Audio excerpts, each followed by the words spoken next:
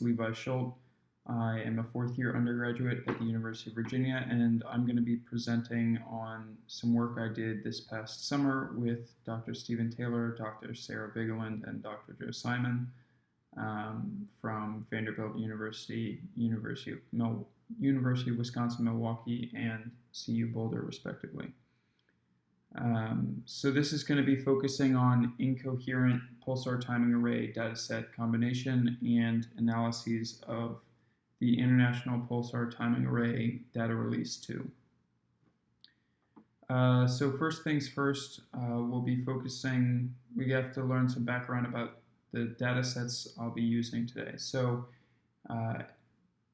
this work was somewhat precursor work to figure out these methods for incoherent data combination, and to save on computing power, we just used the pulsar J1713 plus 0747. It's one of the most well-timed pulsars in the IPTADR2, and it has a very long baseline, so those are a couple of the reasons why we chose it. Some background on IPTADR2. It's made up of the Nanograv 9-year, which you can read about in Arzumanian et al. 2015, the PPTA DR1 extended from Manchester et al. 2013, and the IPTA DR1 from Vignes 2016. The PPTA is the Parkes Pulsar Timing Array, and IPTA is the European Pulsar Timing Array. So these three pulsar timing arrays were, these data sets were taken and through the work of a lot of people in the Pereira et al. 2019 paper were combined into what we now know as IPTADR2. So those three initial data sets are what I call the constituent data sets. And then there was also the filter data sets that I'll be analyzing as well, where I used IPTADR2 and then made PTA-specific data sets, saying I only want time of arrivals from Nanograv or PPTA, etc. And for Nanograv and the PPTA, legacy data was included in IPTADR2. So there were some data sets where we filtered that legacy data out.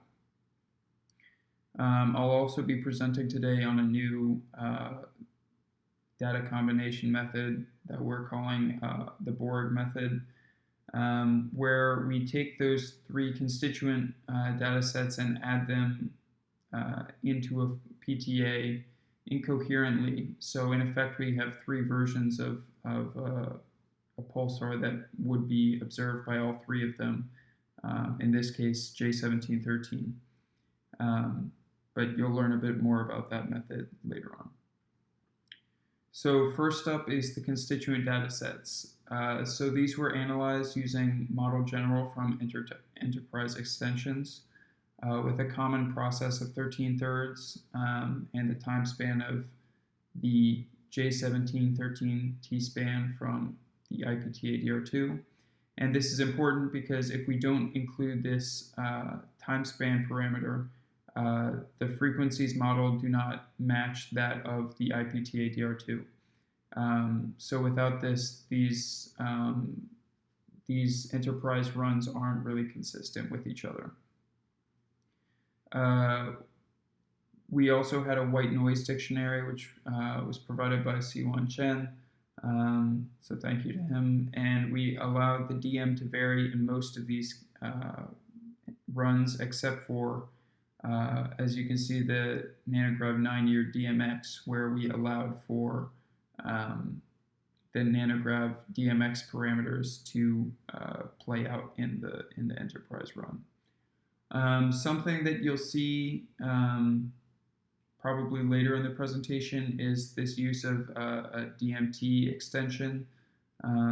This is for when we specify the T-span for dispersion measure modeling in the Model General run, being that same T-span I spoke about before. So here you can see the different posteriors for the constituent datasets and the IPTA J1713 GW log 10A plotted in dark blue. So this is comparing all of the GW log 10A parameters for the IPTA and the constituent datasets. Now, one way we can incoherently combine these datasets is by multiplying these posteriors. So that's what you're going to see here. So in the pink line and the brown line, you can see products of these constituent dataset posteriors on the GW log 10A parameter. So this is a pretty promising result. We can see how the pink and the brown quasi-IPTA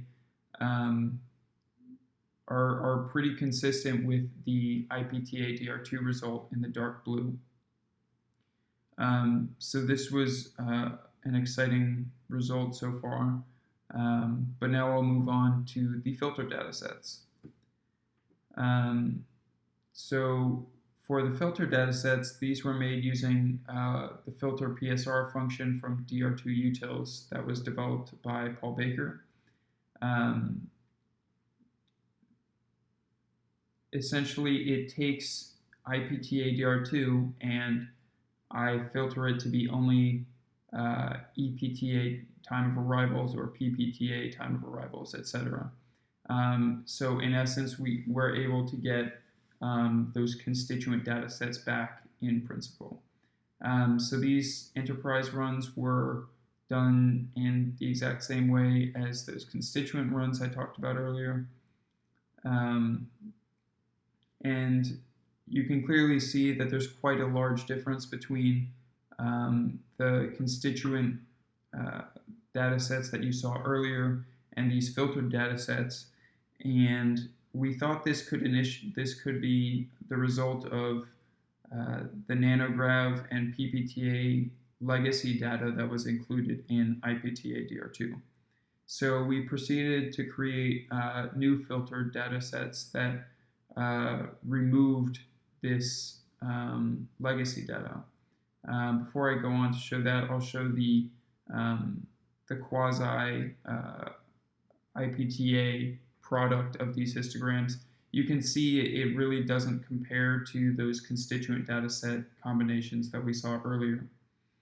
And back to what I was saying earlier about removing legacy data, this seemed to muddy the waters even more. You can see the nanograv data set without legacy data in the green line here, and the PPTA data set, filtered data set without legacy data in the purple. And this blue posterior for IPTADR2 includes legacy data. So we did a new run without legacy data, and that's what this orange posterior is here. So we wanted to try and see if this new combination of no legacy nanograv, no legacy PPTA, and the EPTA, which didn't have any legacy data to begin with, if these three data sets could combine to create this orange curve, which is the IPTADR2 without legacy data. And it gets close. You probably noticed some more histograms show up on this slide.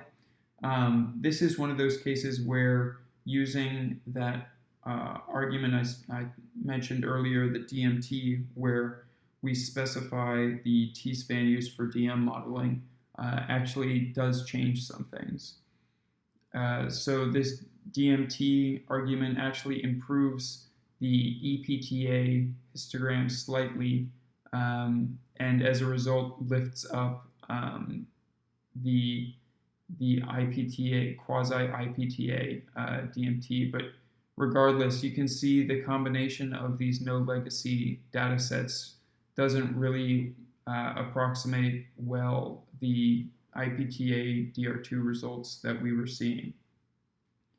So there's still a lot more questions here.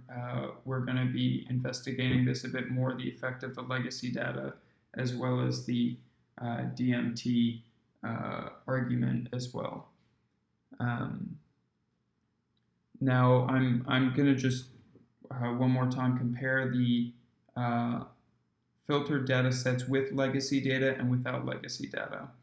Now this is a bit of a noisy plot, but I'll show the posterior products in a second.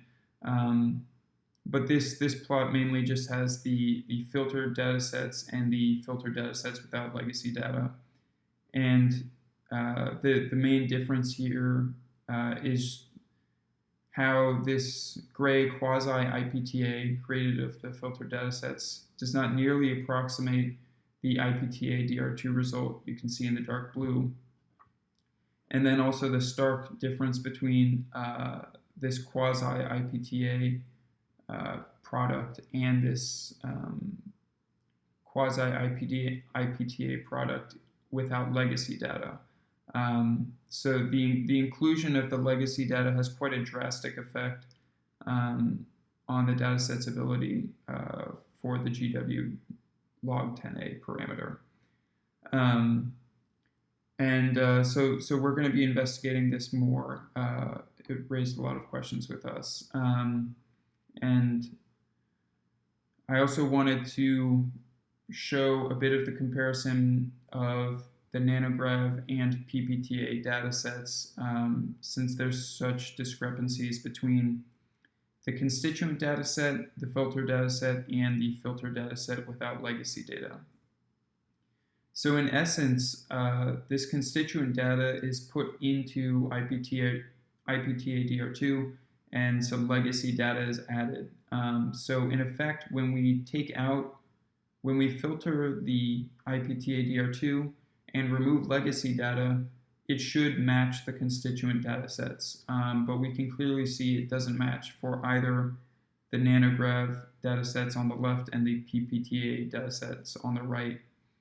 An important note is how the DMT, or the T-span specified for DM modeling, actually has quite an adverse effect on the constituent PPTA-DR1 extended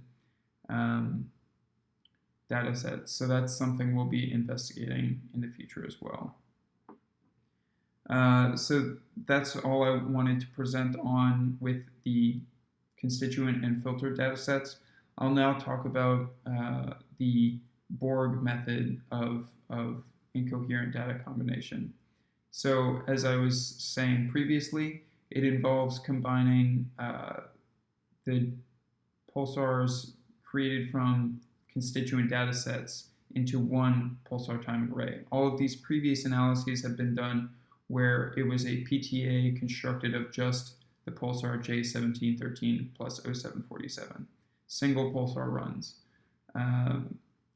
Now, this Borg PTA includes a Nanograv version of J1713, a PPTA J1713, and an IPTA J1713. Now, since these are three different versions of the same pulsar, we had to create some new analysis techniques in Model General to properly analyze their common processes.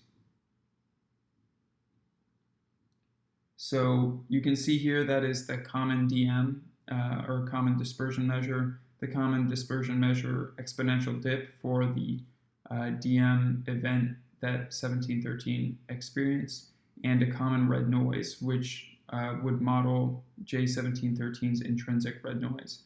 Now this is in addition to a common red process modeling gravitational wave background of some sort. So now I'm going to just present a couple preliminary analyses using this method. So these are both using J1713. On the left, we have a Borg run with IPTADR2 when we specify the T-span to be the T-span of IPTADR2. And it very closely almost matches the IPTADR2 result.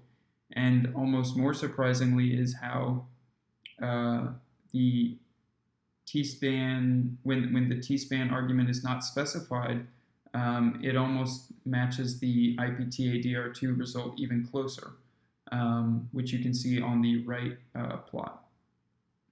So these are some pretty surprising results so far, but it's not entirely accurate. We also created a run on J1909, another one of IPTADR2's best pulsars, and had some mixed results. So in the blue is a new IPTADR2 result using a single pulsar run of just J1909. And then in the green, you can see a Borg run of 1909 with a t-span of 1713. This was a mistake on my part, but in effect, it's really just a time span. It's just a time span in seconds. So the big thing to understand here is that between the green histogram and this orange histogram, there's a t-span that's about 2 times larger. So the effect of the time span being modeled has a really strong effect on the data set, but we're also somewhat surprised that using the correct time span for 1909 from IPTADR2 doesn't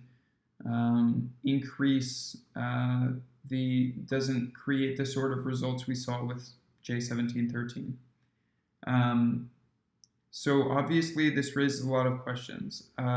So conclusions and future work. The constituent datasets show some really promising ability to combine and multiply to create a quasi-IPTA and forecast future dataset capabilities. The data combination process to create IPTADR2 is affecting the datasets within it in some strange ways, and I think we'll be delving further into the effects of the legacy data and the other parameters and arguments that we were specifying in these runs. And somewhat mixed results with the Borg analyses, really promising with 1713, but somewhat mixed with J1909. So in the coming weeks, we'll be running these analyses on the full array of IPTADR2 pulsars using high-performance computers, further exploration of the arguments and different parameters specified in these different methods, from the quasi-IPTA method to this new Borg method which we're developing. And eventually we will start slotting in new data sets to see potentially what could create an IPTADR3 or what its potential capabilities might be. If you have questions or comments, feel free to reach out to me. My email is levi.schult@nanograph.org, and I'm also available on the IPTA Slack channel and Nanograph Slack channel. Thanks.